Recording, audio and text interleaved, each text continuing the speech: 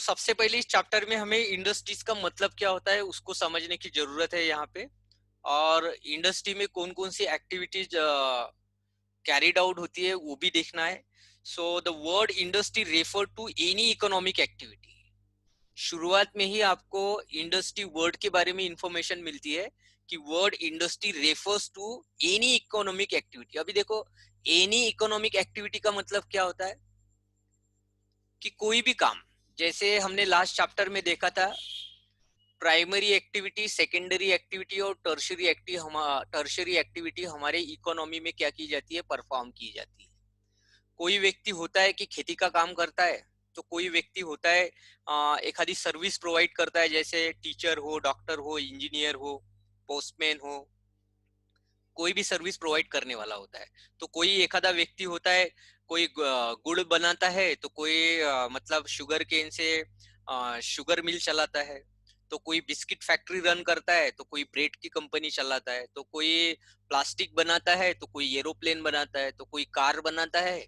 तो ऐसे बहुत सारी मतलब हजारों वस्तुएं हैं जिसकी अलग अलग मैन्युफैक्चरिंग कंपनी होती है। तो वो सेकेंडरी सेक्टर की एक्टिविटी होगी।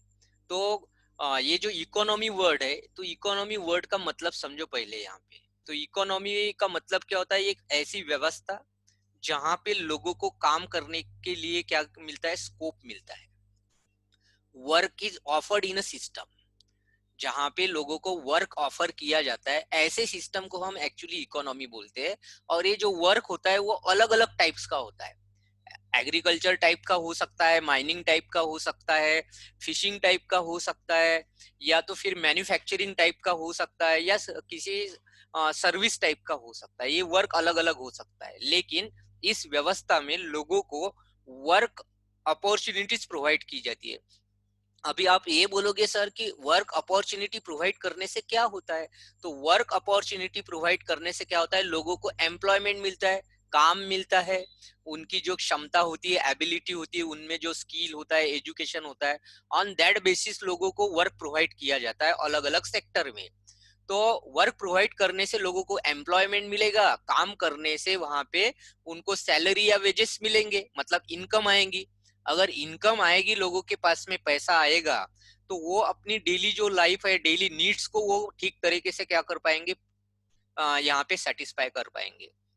जो भी उनकी रोटी कपड़ा मकान जैसी जो जरूरतें हैं, उनको वो पूरा कर पाएंगे। और इसके अलावा बाकी फिर एजुकेशन के ऊपर में खर्च करना है, मेडिकल के ऊपर में खर्च करना है, या ट्रांसपोर्ट के ऊपर में खर्च करना है।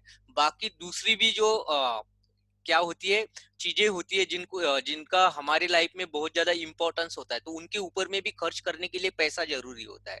तो आई होप कि आपको ये कॉन्सेप्ट समझ में आया हो। Economy is the system where work is offered, where work is offered to a people, and it depends upon the skill and education of that of those people, right? तो उन लोगों में जो स्किल या एजुकेशन होता है, उसके base पे उनको अलग अलग सेक्टर में काम प्रोवाइड किया जाता है।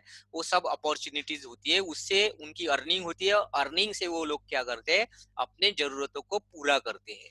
राइट। सो यहाँ पे देखिए, industry refers to the economy activity. Economy activity के बारे में मैंने समझाया आपको, concern with the processing of raw material. लेकिन ये जो इकोनॉमी एक्टिविटी है, इनमें ऐसी इकोनॉमिक एक्टिविटी जहां पे रॉ मटेरियल को यूज करते हुए किसी फिनिश्ड गुड को क्या किया जाता है, प्रोड्यूस किया जाता है। फिनिश्ड गुड को मतलब जिसको लास्ट में कंज्यूमर जो होता है उसको कंज्यूम करता है, यूज करता है, ऐसे वस्तु को हम यहाँ पे फिनिश गुड बोलेंगे। जैसे कि मान लो अभी ये लैपटॉप है या मोबाइल फोन है, तो इसको फिनिश गुड्स बोल सकते हैं आप, क्योंकि इसको डायरेक्ट डायरेक्ट मतलब लास्ट में ये जो फिनिश गुड कहीं पे भी अगर बना हो, तो इसको कंज्यूमर के यूज के लिए बनाया गया। जैसे पेन हो, आपका टेक्स्ट बुक हो, नोटबुक हो, इन सभी चीजों को हम लास्ट में क्या करते हैं, यूज करते हैं। या तो फिर आपके डेली नीड्स की जो चीजें है, टूथपेस्ट है, शुगर है, टी है, कॉफी है, राइट, और भी बहुत सारी चीजें हैं। जो आपके सराउंडिंग में आपको थाउजेंड्स ऑफ ऐसी गुड्स मिल जाएंगे, प्रोडक्ट्स मिल जाएंगे, जिसको हम क्या बोल सकते हैं यहाँ पे फिनिश गुड्स बोलते हैं। और ये सभी जो फिनिश गुड्स होता है तो किसी ना किसी रॉ मटेरियल को यूज करने के बाद में ही इंडस्ट्री में क्या किया जाता है, इसको प्रोड्यूस किया जाता है, इसको प्रोडक्शन लिया जाता है। और इसका जब प्रोडक्शन लिया जाता है तो अलग अलग मशीन्स को यूज किया जाता है इंडस्ट्री में, और लेबर को यूज किया जाता है, टेक्नीशियंस को यूज किया जाता है, इंजीनियर्स को यूज किया जाता है, बहुत सारे अलग अलग यहाँ पे एक्टिविटीज को क्या किया जाता है, परफॉर्म किया जाता है। तो ये कॉन्सेप्ट आपको यहाँ पे समझना है। अगर हम और आसान भाषा में इसको समझना चाहे तो हम यहाँ पे बोल सकते हैं कि इंडस्ट्री का मतलब वो सब इकोनॉमिक एक्टिविटीज होती है, वह सब काम होते हैं जहां पे एक किसी वस्तु को बनाते समय में रॉ मटेरियल को प्रोसेस किया जाता है। किसको प्रोसेस किया जाता है? रॉ मटेरियल को प्रोसेस किया जाता है। और प्रोसेसिंग के समय में मशीन्स को यूज किया जाता है, लेबर को यूज किया जाता है, उन सभी इनपुट्स को यूज किया जाता है जो नेसेसरी हो, राइट। सो इसके एग्जांपल अगर समझना चाहो आप, तो जैसे शुगर देख लो आप। शुगर, चीनी जिसको बोलते हैं हम चाय बनाने के लिए या बाकी दूसरे जो आइटम्स है घर में जो स्वीट्स वगैरह बनाते हैं तो उसमें चीनी का यूज होता है। तो ये चीनी जो बनता है तो शुगर केन इसके लिए रॉ मटेरियल होता है।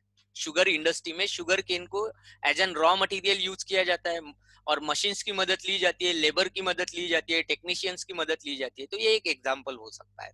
दूसरा एग्जाम्पल अगर बिस्किट फैक्ट्री का बोले हम या चॉकलेट का बोले, तो देखो जो एग्रीकल्चरल प्रोड्यूस हमारा व्हीट है, गेहूं जिसको बोलते हैं हम, तो गेहूं को बाद में फ्लोर मिल पे लेके जाता है, लिया जाता है, वहां पे उसका फ्लोर बनाया जाता है, आटा बनाया जाता है। आटे को फिर बिस्किट कंपनी में यूज किया जाता है एज एन रॉ मटेरियल। उसके साथ में और भी दूसरे इंग्रेडिएंट यूज किए जाते हैं, जैसे शुगर हो या कुछ केमिकल्स वगैरह, क्योंकि वो बिस्किट का जो फ्लेवर है मार्केट में पता ही है आपको, पार्ले जी की जो टेस्ट है वो ब्रिटानिया की नहीं है, या बहुत सारे बिस्किट के ब्रांड है, वैसे चॉकलेट के भी है। तो अलग अलग इसमें इंग्रेडिएंट को यूज किया जाता है as an raw material to produce the finish good.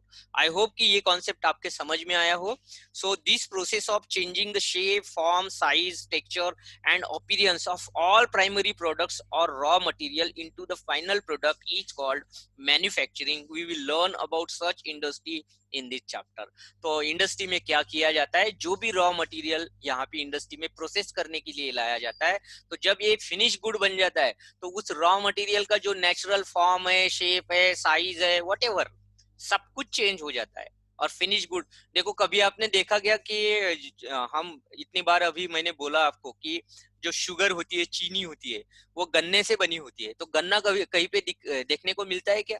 Sugar के बैग में जब आप दुकान से शुगर चीनी परचेस करके लाते हो तो उसमें कहीं पे गन्ने के लीव्स या गन्ना वगैरह दिखता है क्या? कभी नहीं दिखेगा आपको। कोई बोल ही नहीं सकता कि ये गन्ने से बन सकता है। तो इसी को बोलते हैं हम कि इंडस्ट्री में पूरा शेप, साइज, उसका नेचुरल फॉर्म वगैरह सब कुछ चेंज हो जाता है जब फिनिश गुड बनता है। तो राइट, सो शुरुआत करते हैं यहाँ पे बेसिक पॉइंट हमारा industries. Our earth is rich in resources, तो इसमें कोई शक ही नहीं है। हमने फर्स्ट चैप्टर देखा था रिसोर्सेस, उसमें देखा था कि all natural and natural resources we extract from the earth, ऐसा और नो। सभी टाइप के जो नेचुरल रिसोर्सेस होते हैं उसको अर्थ से हम क्या करते हैं, एक्सट्रैक्ट करते हैं। So provided by nature, these resources include forest product, इसमें फॉरेस्ट आता है। अभी एक बताइए, ये जो फॉरेस्ट है वो किस टाइप का नेचुरल रिसोर्स है? टेल मी फास्ट, फॉरेस्ट किस टाइप का नेचुरल रिसोर्स है? Yes, primary. किस टाइप का है बेटा? प्राइमरी। प्राइमरी टाइप का है? नहीं, जो फर्स्ट चैप्टर हमने डिस्कस किया था तो उसमें हमने रिसोर्सेस के जो types discuss natural natural on natural that basis. Natural है, नेचुरल में किस नेचुरल टाइप, नेचुरल में किस टाइप का है बोलो? नेचुरल में किस टाइप का है? यस, रुद्र बोलो, Rudra. Biotic. Biotic, very good. क्यों भूल गए क्या बेटा बाकी सभी लोग? हाँ, एक बार फिर से पढ़ना, अगर एग्जाम में आया तो फिर कैसे होगा, फिर बोलोगे कि सर ने पढ़ाया नहीं। हाँ, सर तो पढ़ा दिए बेटा, आप लोगों को रिवीजन करने की जरूरत है। यहाँ पे हमने देखा था कि resources are divided mainly into natural types and कौन सा टाइप, नेचुरल के अलावा एक ह्यूमन मेड था ना, ह्यूमन मेड रिसोर्सेज सब पढ़ा था हमने। तो नेचुरल में बायोटिक और मैन एबायोटिक मेड। होते हैं, और उसमें भी रिन्यूएबल नॉन रिन्यूएबल होते हैं, फ्लो टाइप के रिसोर्सेज होते हैं। बहुत सारे रिसोर्सेज हमने डिस्कस किए थे। ओके, तो उनको अभी यहाँ पे डिस्कस नहीं करना है, लेकिन बीच बीच में ऐसी चीजें आती है तो उसको जरूर मैं यहाँ पे छेड़ूंगा। समझ में आ गई बात? ओके, सो देखो आगे बढ़ते हैं हम। So some of these resources can be used directly, but others have to be processed by the manufacturing industry into finished product. तो हमने ये भी पॉइंट फर्स्ट चैप्टर में क्लियर किया था, अब भी बोला मैंने कि नेचुरल रिसोर्सेज और ह्यूमन मेड रिसोर्सेज होते हैं। तो नेचुरल रिसोर्सेज में ऐसे बहुत सारे रिसोर्सेज है, जैसे वाटर है, एयर है, या तो फिर सॉइल है। तो ये रिसोर्सेज एज इट इज हम यूज करते हैं, क्योंकि इनकी जो यूटिलिटीज होती है थोड़ी सी अलग होती है। लेकिन जो अर्थ क्रस्ट से हमें मिनरल्स मिलते हैं, ओर्स मिलते हैं, उन ओर्स को हम इंडस्ट्री में क्या करते हैं, स्मेल्टिंग करते हैं और मेटल और नॉन मेटल को एक्सट्रैक्ट करते हैं। उसके बाद में उसके अलग अलग यूटेंसिल्स हम क्या करते हैं, यूटेंसिल्स को मैन्युफैक्चर्ड करते हैं, अलग अलग उसके फिनिश गुड्स को बनाते हैं। जैसे स्टील इंडस्ट्री में स्टील को मैन्युफैक्चर किया जाता है, राइट? तो ये क्या है, यहाँ पे हम बोल सकते हैं कि नेचुरल रिसोर्सेस जो है, कुछ रिसोर्सेस को हम एज इट इज यूज करते हैं, तो कुछ रिसोर्सेस को हम उसके फॉर्म साइज को चेंज करके उसकी जो कैरेक्टरिस्टिक है हमें पता चलने के बाद में अलग अलग हमारी जो नीड्स है उसको सेटिस्फाई करने के लिए उसको प्रोसेस करते हैं हम। ये भी बात याद रखना है। जैसे देखो आपको पता है कि जो फॉसिल फ्यूल है उसको हम अर्थ क्रस्ट से क्या करते हैं, एक्सट्रैक्ट करते हैं, एक तो ड्रिलिंग वगैरह करके, माइनिंग वगैरह करके, राइट? तो क्या उसको ऐसे ही यूज किया जाता है? जो पेट्रोल मार्केट में मिलता है आपको, पेट्रोल डीजल केरोसिन, तो पेट्रोल डीजल केरोसिन को एज इट इज नहीं निकाला जाता है, राइट? ये पेट्रोकेमिकल्स है, इसको प्रोसेस करके बनाया जाता है। वो तो जो होता है वो क्रूड ऑयल मिलता है हमको, राइट? तो उसको प्रोसेस करने के बाद में हम इसको बनाते हैं। तो ये पॉइंट से ये क्लियर हो जाता है कि नेचुरल रिसोर्सेस कुछ एज इट इज यूज किए जाते हैं, तो कुछ को हम क्या करते हैं, प्रोसेस करने के बाद में हमारे नीड के हिसाब से प्रोसेस करते हैं और उसको यूज करते हैं। So they play an important role in modern times and satisfy man's growing needs and provide the employment to millions of people in the world। तो देखो जिस तरह से हमारी जो नीड्स है, मतलब जरूरत है, जिस तरह से बढ़ रही है, अभी ये जो हमारी नीड्स है क्यों बढ़ रही है? क्योंकि हम हमारे लाइफ में मैक्सिमम कंफर्ट चाहते हैं, राइट? मैक्सिमम कंफर्ट चाहते हैं, मैक्सिमम लग्जरी लाइफ चाहते हैं, और उसको पूरा करने के लिए हम ऐसी टेक्नोलॉजी को यहाँ पे क्या कर रहे हैं, इन्वेंट कर रहे हैं, और उस टेक्नोलॉजी को यूज करते हुए अलग अलग नेचुरल रिसोर्सेस को प्रोसेस करके हमारी नीड को पूरा करने वाले फिनिश गुड्स को यहाँ पे हम बनाने की कोशिश कर रहे हैं। लेकिन इसके चलते क्या हो रहा है, मैन्युफैक्चरिंग इंडस्ट्री जो है वो एक्सपांड हो रही है, और वो एक्सपांड हो रही है तो लोगों को यहाँ पे एम्प्लॉयमेंट मिल रहा है, मतलब लोगों को रोजगार मिल रहा है। अगर हमारे देश में आप इमेजिन करो कि मैन्युफैक्चरिंग इंडस्ट्री ही नहीं होगी, तो कितने ज्यादा लोग बेरोजगार होंगे, और कोई मतलब वस्तु नहीं बनेगी तो वो मार्केट में भी नहीं आएंगी, मार्केट में नहीं आएंगी मतलब मार्केट में बेचने वाले लोग भी नहीं रहेंगे।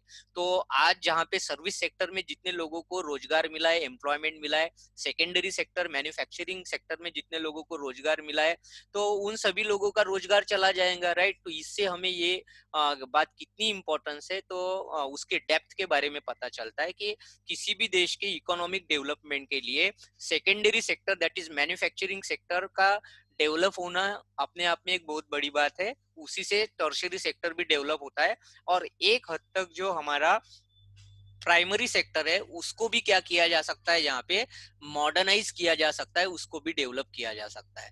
और हमने लास्ट लेक्चर में ये भी देखा था कि ये जो तीनों सेक्टर होते हैं ये एक दूसरे के ऊपर में इंटरडिपेंडेंट होते हैं, राइट? सो आई होप कि ये पॉइंट आपका क्लियर हुआ हो।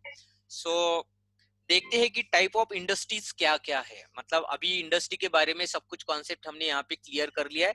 अगर आपको किसी भी कॉन्सेप्ट में यहाँ पे प्रॉब्लम है तो आप मुझे अभी क्वेश्चन पूछ लो, no problem at all. Yes, any problem? अगर आपको कुछ भी प्रॉब्लम हो तो बेटा क्वेश्चन पूछ सकते हो आप।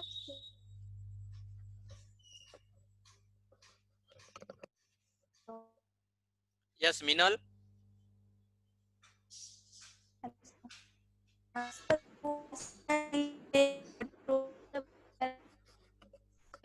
मिनल क्वेश्चन टाइप कीजिए बेटा, मुझे आवाज नहीं आ रही आपकी। Type your question.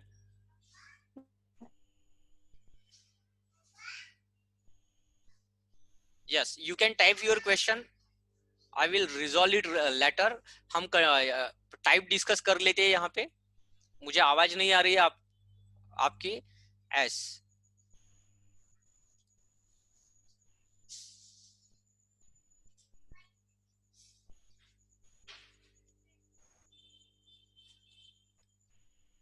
Okay. So Minal is asking about to clarify here last line in industries paragraph, right? So देखो Minal, जहाँ पे last line they play an important role in modern times and satisfy man's growing needs and provide employment to millions of people in the world, right? तो इसी line के बारे में आपको पूछना था. Yes Minal, raise your hands.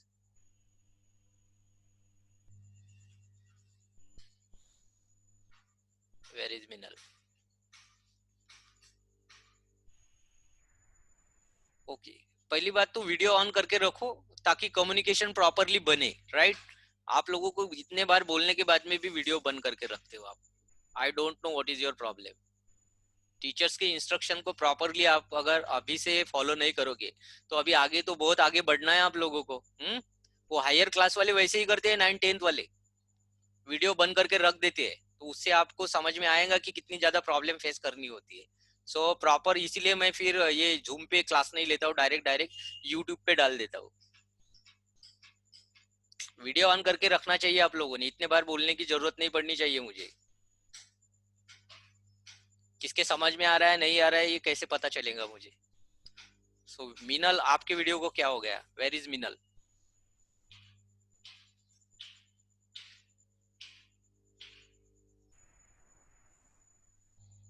देखो इस लाइन को रिपीट कर रहा हूं मैं. दे प्ले मतलब क्या, किसके बारे में बात कर रहे हैं हम यहाँ पे? रिसोर्सेस के बारे में बात कर रहे हैं, राइट? कि रिसोर्सेस का रोल क्या है. मॉडर्न टाइम्स मतलब इस टाइम में अभी जो टाइम चल रहा है तो इस टाइम में बहुत ज्यादा हम लोगों ने क्या किया है, इंडस्ट्रियल डेवलपमेंट किया है. पहले इंडस्ट्रियल डेवलपमेंट नहीं हुआ था. सभी चीजों को हाथ से ही बनाया जाता था, मैन्युअली बनाया जाता था. उसके कारण जो प्रोडक्शन होता था तो बहुत लेट होता था और उसमें बहुत ज्यादा टाइम कंज्यूमिंग मेथड्स को यूज किया जाता था. लेकिन मॉडर्न डेज में इंडस्ट्रियलाइजेशन होने के कारण मशीन्स को यूज किया जाता है.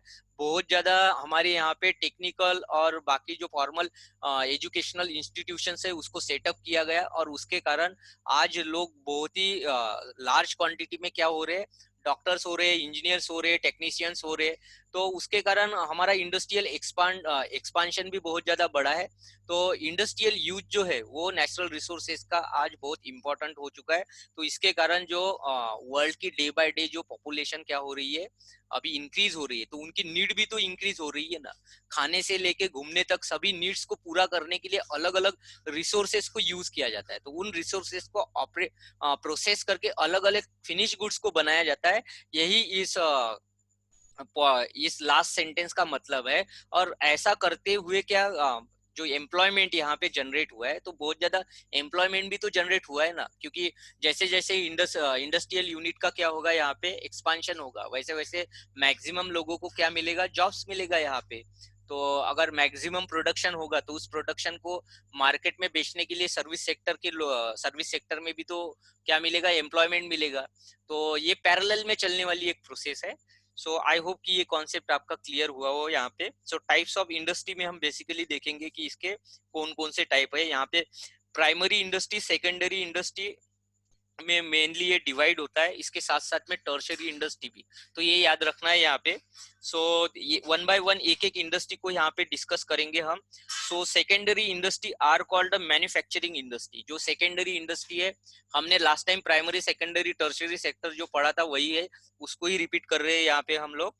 ओके. सो और जो टर्शरी इंडस्ट्री होती है उसको हम सर्विस सेक्टर बोलते हैं. So recently tertiary industries have been subdivided to give a fourth type, that is quaternary industry. इसको भी हमने डिस्कस किया था.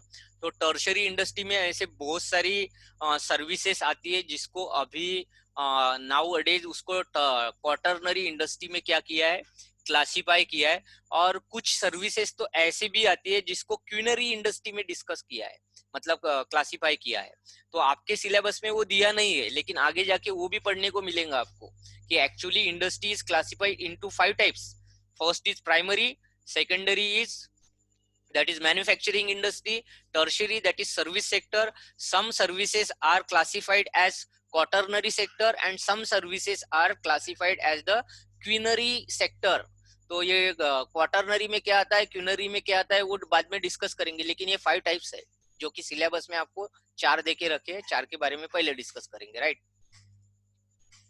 सो देखते हैं प्राइमरी इंडस्ट्रीज को। So primary industry involve extracting resources from the sea और लैंड। देखो प्राइमरी इंडस्ट्री में कौन कौन सी एक्टिविटीज आती है, एक तो अर्थ में से या सी में से जो रिसोर्सेस है, जो हमारे काम की चीज है, उसको एक्सट्रैक्ट किया जाता है, डायरेक्ट निकाला जाता है, प्रोसेस किया जाता है, यूज किया जाता है, वगैरह वगैरह। जैसे सी में से क्या क्या निकाला जाता है आपको पता ही है। सी में से सी फूड मिलता है, एक तो फिशेस मिलती है या बाकी दूसरे चीजें मिलती है। तो sea food maximum China Japan के लोग वगैरह बहुत ज्यादा क्वांटिटी में यूज करते हैं सी फूड को, other than fishes. Other than fishes की बात कर रहा हूँ मैं यहाँ पे। और हमारी इंडिया में जो कि बहुत बड़ी एक कोस्ट लाइन है, गुजरात से स्टार्ट होती है, तो ऐसे पूरा का पूरा तमिलनाडु वगैरह होके वेस्ट बंगाल तक कोस्ट लाइन है हमारे यहाँ पे। तो यहाँ पे भी बहुत ज्यादा क्वांटिटी में क्या किया जाता है, फिशिंग किया जाता है। तो उसको हम फिशिंग इंडस्ट्री बोलेंगे, जहाँ पे फिशिंग किया जाता है, फिशिंग का प्रोडक्शन किया जाता है, वो फिशिंग इंडस्ट्री हो गई। और इनसाइड में भी बहुत बड़े बड़े लेक्स है हमारे यहाँ पे, तो वहां पे भी लेक्स में से क्या किया जाता है, फिशिंग वगैरह किया जाता है। इसके अलावा लैंड से तो पता ही है, अब भी बोला था मैंने, लैंड से बहुत सारे मिनरल्स को एक्सट्रैक्ट किया जाता है, जिसमें फॉसिल फ्यूल्स है या बाकी दूसरे ओर्स वगैरह है, उनको एक्सट्रैक्ट किया जाता है, राइट। सो यहाँ पे देखिए, जैसे लैंड के ऊपर में हम खेती भी तो करते हैं ना, राइट। लैंड के अंदर से भी निकाला जाता है अर्थ क्रस्ट से, और लैंड के ऊपर में खेती भी की जाती है। लैंड के ऊपर में बहुत सारी अलग अलग इकोनॉमिक एक्टिविटीज की जाती है। Land is a support to the various things. Land के ऊपर में फॉरेस्ट होते हैं, लैंड के ऊपर में आपकी खेती होती है, लैंड के ऊपर में आपके घर होते हैं, लैंड के ऊपर में आपके रोड्स होते हैं, लैंड के ऊपर में सभी airport, bus stop, railway station, whatever, सब चीजें लैंड के ऊपर में ही होती है। So land suppose to maximum things, right. सभी चीजों को लैंड क्या करती है, यहाँ पे सपोर्ट करती है। तो land is a very important resource in our life. So forestry, farming, fishing, coal mining, oil drilling and hunting, ये सब चीजें आपको पता ही है, ये सब प्राइमरी एक्टिविटीज में आता है। They are located where the raw materials are available. इनमें से सभी एक्टिविटीज सभी जगह पे नहीं चलती। अभी लैंड इतनी बड़ी है तो सभी जगह पे क्या फिशिंग चलती है, माइनिंग चलती है क्या? आपके गांव के बाहर, आपके घर के पास में कोई कोल माइनिंग चल रही है या गोल्ड माइनिंग चल रही है? नहीं, ऐसा नहीं होता है। जहाँ पे ये रिसोर्स अवेलेबल होते हैं उसी जगह पे ये एक्टिविटी चलती है। ऐसा नहीं है कि कहीं पे भी ये सभी एक्टिविटी चलता हो। So these are the particularly depend on the physical factors such as climate and geology. तो इसके अलावा ये एक्टिविटी जहाँ पे मतलब फेवरेबल क्लाइमेट भी तो होना चाहिए ना, फेवरेबल क्लाइमेट होना चाहिए। ये ज्योग्राफिकल जो स्ट्रक्चर्स है, मतलब हमारी जो फिजिकल मैप को जब स्टडी करोगे आप, तो फिजिकल मैप में आपको देखने को मिलेगा कि कहीं पे माउंटेन्स है तो कहीं पे हिल्स है, कहीं पे रिवर्स है तो कहीं पे रिवर बेसिन्स देखने को मिलते हैं, तो कहीं पे आपको वैलीज वाला एरिया, फॉरेस्ट देखने को मिलते हैं, तो कहीं पे बहुत ज्यादा रेनफॉल होता है, तो कहीं पे बहुत ड्राई एरिया देखने को मिलता है, जैसे थार डेजर्ट हो गया। तो अरुणाचल प्रदेश, सिक्किम, मिजोरम वाला एरिया है, वहां पे बहुत ज्यादा हेवी रेनफॉल होता है। कहीं पे बहुत ज्यादा टेम्परेचर लो होता है, जैसे कश्मीर वाला, लेह लद्दाख वाला एरिया देख लो, तो कन्याकुमारी तमिलनाडु में टेम्परेचर बहुत ज्यादा देखने को मिलता है। तो हमारी जो लैंड होती है वो बहुत ही डाइवर्स होती है जियोलॉजिकल फैक्टर्स में। तो इन फैक्टर्स को यहाँ पे एज एन चैलेंज क्या किया जाता है, एक्सेप्ट किया जाता है, और उन जगहों से उन रिसोर्सेस को पूरी तरह से एक्सट्रैक्ट किया जाता है। प्रॉपरली उसको एक्सट्रैक्ट करने के लिए वहां पे इंफ्रास्ट्रक्चर को डेवलप किया जाता है, उस टाइप के मिल्स को, फैक्ट्रीज को डेवलप किया जाता है, मॉडर्न टेक्निक्स को यूज किया जाता है, मशीन्स को यूज किया जाता है, और बाद में ये सब मतलब अरेंजमेंट करने के बाद में वहां पे प्रोसेसिंग का काम चलता है, प्रोडक्शन का, और फाइनली फिनिश गुड क्या होता है वहां पे आपको मिलता है। अगर मान लो कि राजस्थान वाले अभी एक आधे एरिया में मान लो कि सॉइल बहुत ही इनफर्टाइल है, मतलब सॉइल ज्यादा फर्टाइल नहीं, और वहां पे अगर चाहो आपकी कॉटन के क्रॉप को ग्रो करना है तो पॉसिबल नहीं है। तो कॉटन के लिए पता ही है आपको, जैसे रेगुर ब्लैक सॉइल चाहिए होती है, क्लाइमेट थोड़ा मॉइस्ट चाहिए होता है। टेक्सटाइल इंडस्ट्री की अगर बात करेंगे हम, आगे जाके टेक्सटाइल इंडस्ट्री को पढ़ेंगे हम, तो टेक्सटाइल इंडस्ट्री में रॉ मटेरियल कौन कौन सा यूज होता है, जैसे कॉटन हो गया, जूट हो गया, सिल्क वगैरह हो गया, तो ये सब टेक्सटाइल इंडस्ट्री में यूज होता है। तो टेक्सटाइल इंडस्ट्री को वहीं पे सेटअप किया जा सकता है जहाँ पे कॉटन को ग्रो किया जाता है, मतलब कल्टीवेट किया जाता है। जब हम टेक्सटाइल इंडस्ट्री की बात करते हैं तो देखो, गुजरात, मध्य प्रदेश और ये जो हमारा महाराष्ट्र का एरिया है, और कुछ हिस्सा कर्नाटका का, तो यहाँ पे कॉटन को बहुत अच्छी तरह से ग्रो किया जाता है। खास करके महाराष्ट्र, गुजरात और मध्य प्रदेश में कॉटन को बहुत अच्छी तरह से ग्रो किया। तो इसी एरिया में आपको मैक्सिमम टेक्सटाइल इंडस्ट्री देखने को मिलेंगी। तो इस बात से ये बात क्लियर हो जाती है कि किसी भी इंडस्ट्री को सेटअप करने के लिए तो उसके लोकेशन के लिए कुछ फैक्टर बहुत इंपॉर्टेंट होते हैं, जिसमें बेसिकली हम टू फैक्टर की बात करते हैं। पहला फैक्टर आपका फिजिकल फैक्टर होता है। फिजिकल फैक्टर में ये सब चीजें आएंगी जैसे लैंड है, क्लाइमेट है, मतलब क्लाइमेट में बाकी फिर चीजें आ गई आपके, जैसे टेम्परेचर, एयर, विंड, प्रेसिपिटेशन, ये सब चीजें आ गई, राइट। तो ये सब चीजें देखनी होती है कि वहाँ का क्लाइमेट क्या है, वहाँ का लैंड फॉर्म क्या है, वहाँ पे वाटर रिसोर्सेज अवेलेबल है कि नहीं है। तो ये फिजिकल फैक्टर हो गए। नॉन फिजिकल फैक्टर में कौन सी चीजें आएगी, इसमें ह्यूमन लेबर्स आएंगे। किसी भी इंडस्ट्री को चलाने के लिए लेबर्स की जरूरत होती है, तो उस एरिया में लेबर तो मिलने चाहिए भाई। अगर आपको इंडस्ट्री लगाना है और काम करने वाले लोग ही नहीं मिलेंगे तो क्या खुद काम करोगे? अकेला व्यक्ति इतने सारे मशीन को चला पाएगा? वहां पे प्रोडक्शन एक्टिविटी ही नहीं होंगी वहां पे। तो लेबर चाहिए होते, अच्छे इंजीनियर्स चाहिए होते हैं। मतलब पास में अगर कोई सिटी है, वहां पे इंजीनियरिंग कॉलेज है, तो वहां से आसानी से अच्छे मतलब इंटेलिजेंट इंजीनियर्स मिल जाएंगे आपको, या दूसरे टेक्नीशियंस मिल जाएंगे, अच्छे ग्रेजुएट लोग मिल जाएंगे। मतलब पास में कोई सिटी वगैरह होनी चाहिए। और इसीलिए आप देख पाते हो कि जो भी इंडस्ट्री हमारे देश में यहाँ पे इस्टेब्लिश कराई गई है, तो वो किसी बड़े सिटी के पास में ही होती है, क्योंकि वहां पे ऐसे काम करने वाले लोग मिल जाते हैं तरह तरह के, जिसमें एजुकेटेड लोग भी होते हैं, स्किलफुल लोग भी होते हैं, अनस्किल्ड लेबर भी होते हैं। सब टाइप के जो इंडस्ट्री को रिक्वायर्ड लोग होते हैं वो मिल जाते हैं इजीली। वहां पे इलेक्ट्रिसिटी की फैसिलिटी होनी चाहिए, ये नॉन फिजिकल फैक्टर है, राइट।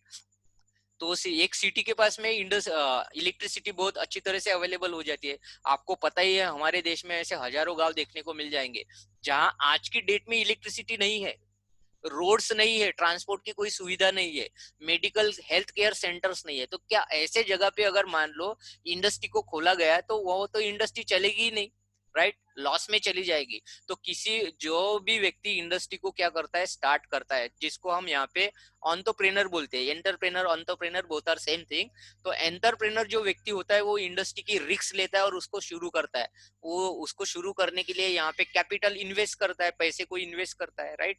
तो उसको ये समझना बहुत जरूरी होता है इस कंडीशन में कि लैंड कहाँ पे चॉइस करना है, वहां पे क्या रोड ट्रांसपोर्टेशन की फैसिलिटी है, वहां पे इलेक्ट्रिसिटी अवेलेबल है, काम करने वाले मजदूर मिल जाएंगे, टेक्नीशियंस मिल जाएंगे, इंजीनियर्स मिल जाएंगे, या क्लरिकल काम करने वाला स्टाफ मिल जाएगा। तो ये सब चीजें जहाँ पे आसानी से अवेलेबल हो जाती है, वहीं पे क्या किया जाता है, इंडस्ट्री को सेटअप किया जाता है।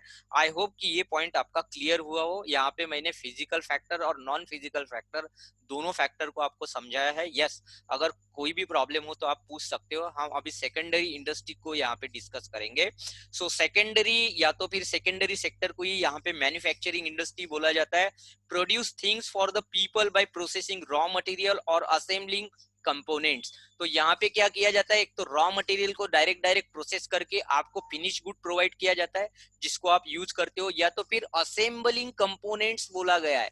असेंबलिंग कंपोनेंट्स का मतलब रॉ मटेरियल यूज करके कोई दूसरी इंडस्ट्री होती है जो सिर्फ कंपोनेंट्स को मैन्युफैक्चर करती है, और उन कंपोनेंट्स को फिर दूसरे इंडस्ट्री में क्या किया जाता है, असेंबल किया जाता है, मतलब जोड़ा जाता है, और दूसरे किसी एक प्रोडक्ट को बनाया जाता है जो आपको बेचा जाता है। इसका एग्जांपल समझेंगे हम।